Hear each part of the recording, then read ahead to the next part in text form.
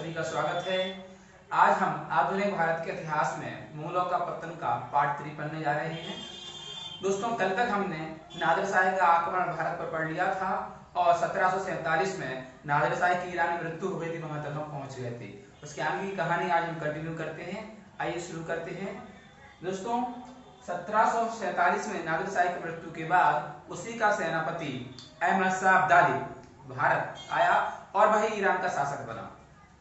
और वह भारत आकर उसने सबसे पहले आक्रमण किया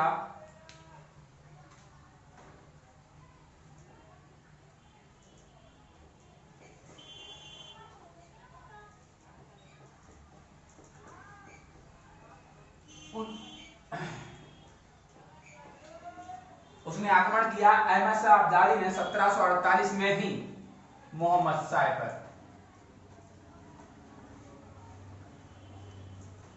तो भारत आकर सबसे पहले आक्रमण उसने मोहम्मद शाह पर ही किया। आगे की कहानी ये है दोस्तों, यहां पर जीत मोहम्मद शाह की हुई और अहमद शाह अब्दाली हार गया। लेकिन 1748 में ही मोहम्मद शाह की मृत्यु हो जाती है और मोहम्मद शाह की मृत्यु होने के बाद मोहम्मद शाह का ही बेटा अगला मुगल सम्राट बनता है, जो है अहमद शाह। और अहमद शाह का शासन चला 1748 से 1754 तक।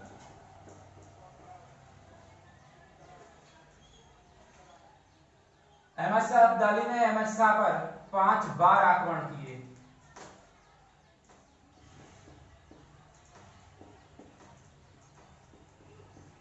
अहमद शाह अब्दाली ने 5 बार आक्रमण किए। अहमद शाह जब शासन कर रहा था मुगलों का। इसके बाद दोस्तों अगली कहानी यह है कि इतिहासकार बताते हैं कि अहमद शाह के समय पर ही मुगल शासन इतना कमजोर हो गया था, इतना गरीब हो गया था कि इन्हें अपने महल के बर्तन तक बेचने पड़े थे। उसके बाद 1754 में इसकी मृत्यु हो जाती है और अगला शासक बनता है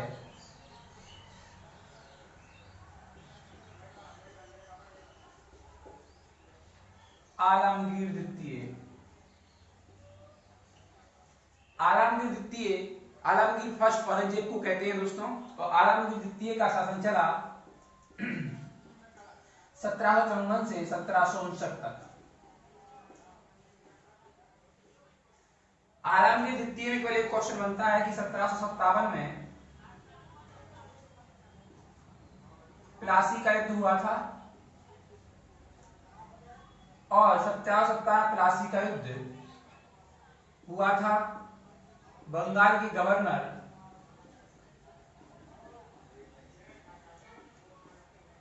रॉबर्ट क्लाइव और बंगाल के नवाब सिराजुद्दौला।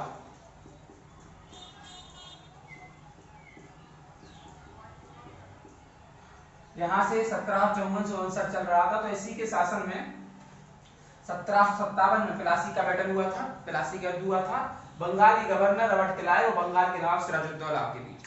और इस समय जीत हुई थी बंगाल के गवर्नर की। प्लासी का बैटल की पूरी कहानी हम डिटेल में पढ़ेंगे जब हम बंगाल पढ़ेंगे। फिलहाल में हम पढ़ रहे हैं उत्तर मुगल काल, इसलिए आगे कंटिन्यू करते हैं। मित्रों, 1759 में ही इसकी मृत्यु हो जाती है। इसके बाद अगला शासक बनता है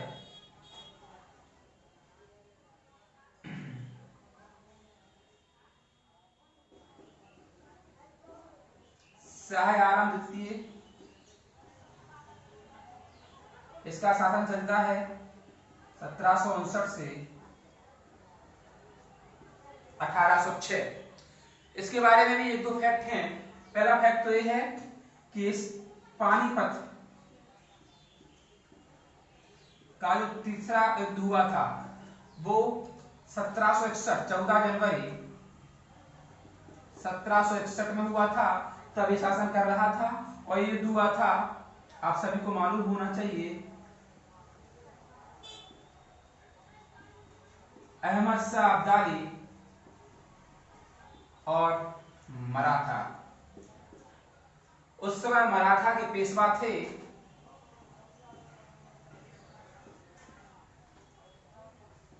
बालाजी बाजीराव और इनका सेनापति था सदाशिवराव भाव इनका सेनापति था। और अहमद शाह अब्दाली ने मराठाओं को दोस्तों बहुत बुरी तरीके से हरा दिया था। और यहाँ पर पानीपत के तीसरे युद्ध में अहमद शाह अब्दाली की जीत हुई थी। साथ में यहाँ पर एक फैक्ट और बनता है, 1764 में बक्सर का युद्ध हुआ था दोस्तों। ये हुआ था अंग्रेजों और भारत की 3 सेनाओं के बीच में। अंग्रेजों का उस समय नेतृत्व कर रहे थे हेक्टर मुनरो और इस तरफ थे शाह आलम द्वितीय,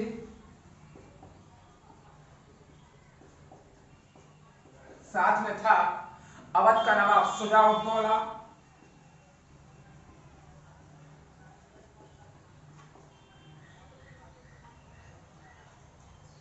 और उस समय का बंगाल का नवाब मीर कासिम।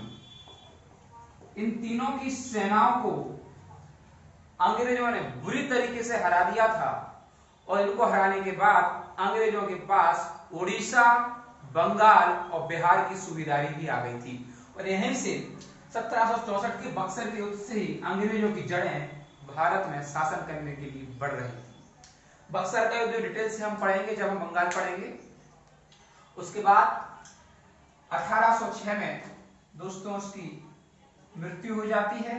दोस्तों शाह आलम द्वितीय का एक नाम और भी था, अली गौहर के नाम से भी जानते थे शाह आलम द्वितीय को। इसका वास्तविक नाम अली गौहर था, ये भी ध्यान रखें।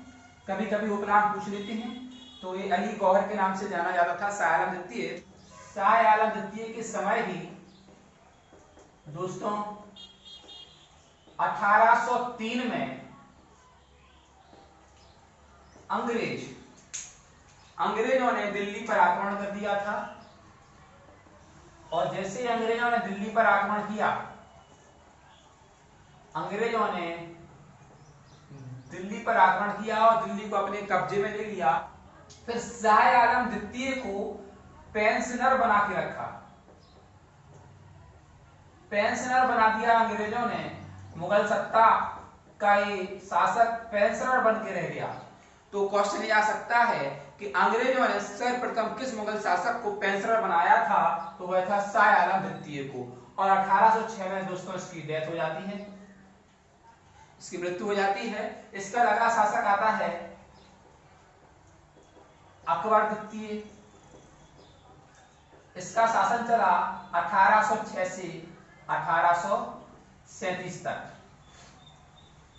इसके बारे में केवल एक फैक्ट याद करना है हमें कि सबसे पहले तो याद करना है 1806 में जब ये शासक बना तो अंग्रेजों के संरक्षण में बनने वाला पहला मुगल शासक कौन था, तो अकबर द्वितीय था। साथ में 1806 में शासक बना ना, इसने राजा राम मोहन राय को राजा की उपाधि दी।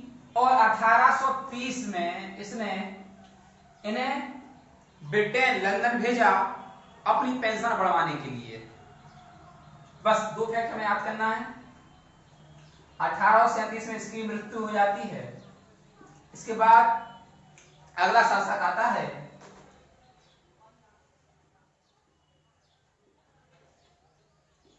बहादुर शाह द्वितीय। इसका शासन चला 1837 से 1857 तक। दोस्तों यह एक शायर था, कविता लिखता था, तो इसको जफर के नाम से भी जाना जाता है, बहादुर शाह जफर। इसके राज्य में मिर्जा गालिब जैसे महान उर्दू कवि भी हुए हैं। बहादुर शाह द्वितीय भी अंग्रेजों के संरक्षण में पेंशन भोगी था, लेकिन 1857 की स्वतंत्रता संग्राम का लीडर भी यही था। 1857 के स्वतंत्रता संग्राम का लीडर था ये। और मित्रों इसका एक सेनापति था, इसका नाम था बख्त खां। क्योंकि बहादुर शाह जफर उस समय बूढ़ा हो चुका था, तो उसका मुख्य नेतृत्व उसके सेनापति बख्त खां ने ही किया था। लेकिन अंग्रेजों ने 1857 के रिवोल्ट को दबा दिया था, और जैसे रिवोल्ट को दबाया तो हुमायूं की टॉम से, हुमायूं के मकबरे से 1857 में बहादुर शाह द्वितीय को गिरफ्तार कर लिया, और इस पर अंग्रेजी सेना के प्रति विद्रोह का या ब्रिटिश शासन के प्रति विद्रोह का केस चलाया गया, और 1857 में इसे बंदी बनाकर बर्मा रंगून भेज दिया, और 1862 में इसकी मृत्यु हो गई थी। 1857 के बाद ही अंग्रेजों ने एक औपचारिक घोषणा कर दी थी कि अब मुगलों का साम्राज्य भारत से खत्म हो गया है। साथ में अंग्रेज की जो ईस्ट इंडिया कंपनी का शासन चल रहा था वह भी खत्म हो गया, और अब भारत पर राज चलेगा ब्रिटेन की महारानी का, ब्रिटेन की महारानी का शासन चलेगा। दोस्तों इस प्रकार से जी हमारा 1707 से 1857 तक का उत्तर मुगल काल, मुगलों का पतन का पाठ था। इसके आगे की कहानी डिटेल में हम कल से पढ़ेंगे। उम्मीद करता हूं दोस्तों आपको वीडियो अच्छा लगा होगा। अच्छा लगा हो तो लाइक करें, शेयर करें, सब्सक्राइब जरूर करें। Thank you very much.